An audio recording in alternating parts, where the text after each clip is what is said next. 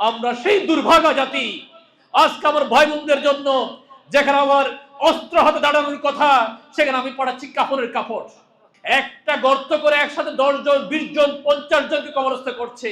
আমরা যখন শুনেছি গাজাতে দিনের পর দিন বোমা পড়ছে, মানুষ এত বেশি মারা যাচ্ছে, এত বেশি মারা যাচ্ছে, কবরে একজনকে শায়িত করার সে সময় সুযোগ নাই। একটা গর্ত করে একসাথে 10 জন, 20 জন, 50 জনকে কবরস্থ করছে।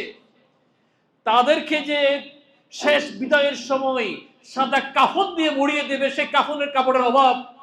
আমরা মিশরে খুঁজতেছি কাপড়ের কাপড় পাঠাবো, এক দোকানে এতগুলো কাপড় নাই। অবশেষে মিশরের পাইকারি দোকান থেকে কাপড়ের কাপড় যা পেয়েছি নিয়ে পাঠিয়ে দিলাম। আমার ভাইদের বোনদের জন্য পাঠালাম কাপড়ের কাপড়। আমরা সেই দুর্ভাগা জাতি। আজকে আমার ভাই বোনদের জন্য যেখানে আমার অস্ত্র হাতে দাঁড়ানোর কথা, সেখানে আমি পাঠাচ্ছি কাপড়ের কাপড়। আমরা অথর্ব, আমরা অযোগ্য। জানি না আল্লাহ তাআলা কাছে কি জবাব দিবেন আমাদের শাসকেরা, আমাদের দায়িত্বশীলরা কি জবাব দিবেন আমরা জানি না।